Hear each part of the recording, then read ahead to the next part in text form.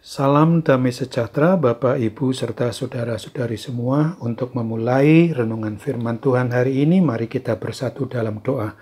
Tuhan Allah Bapa yang melampaui segala akal, hati, dan pikiran kami manusia, berfirman apalah kepada kami sebab kami bersedia untuk mendengar dan melakukan atas pertolongan Roh-Mu yang kudus dalam hidup sehari-hari.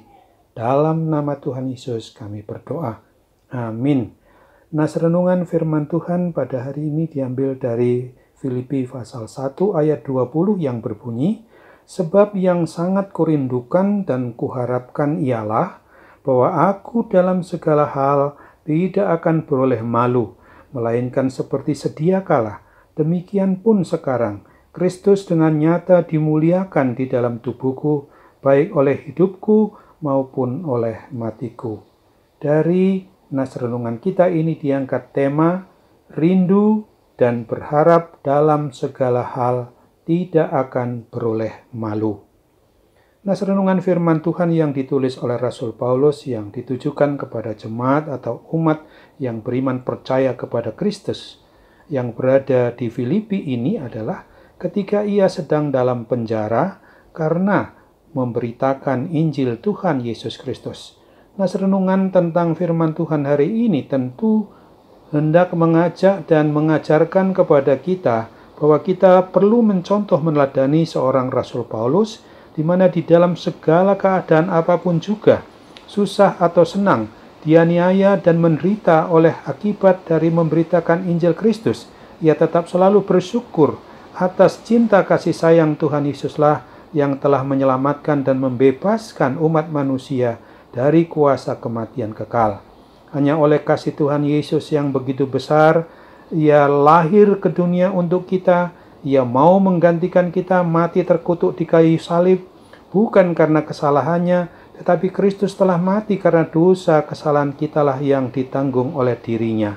Oleh sebab itu, maka seluruh hidup Rasul Paulus seperti yang telah diperbuatnya itu, maupun juga hidup kita sekarang, supaya mau melaksanakan koinonia, yaitu bersekutu hanya di dalam nama Kristus, mau marturia atau bersaksi hanya mau menyaksikan nama Kristus, yang sungguh jangan sampai menyaksikan diri kita ini sendiri, yang juga mau berdiakonia, yaitu melayani, yang bukan untuk melayani diri, keluarga, golongan, atau grup kita sendiri, akan tetapi sesuai dengan perintah agung Tuhan Yesus Kristus adalah bahwa bersekutu, bersaksi, dan melayani itu harus sesuai dengan yang dikehendaki oleh Tuhan Yesus Kristus saja, yaitu dengan segenap hati, roh, jiwa, dan raga kita ini, melalui hidup pribadi kita di tengah keluarga, masyarakat, bangsa, dan negara yang dapat kita jangkau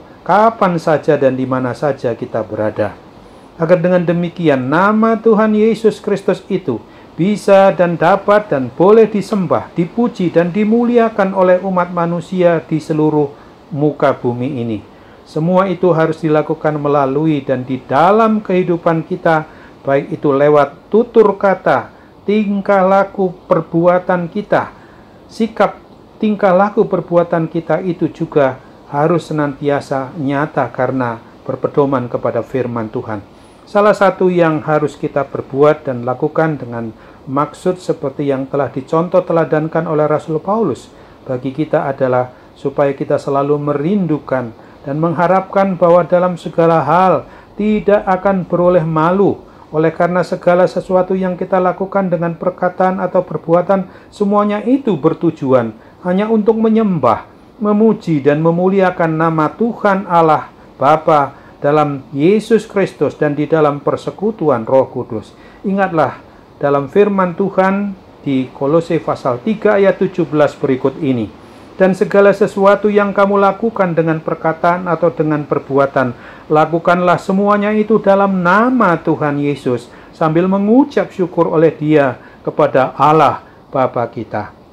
Selamat memperlakukan hidup dan mati kita ini kelak, selalu merindukan dan mengharapkan dalam segala hal yang kita alami di dunia milik Sang Pencipta dan pemelihara hidup dan mati kita ini, kita tetap setia dan teguh hanya mau beriman percaya kepada Tuhan Yesus Kristus saja.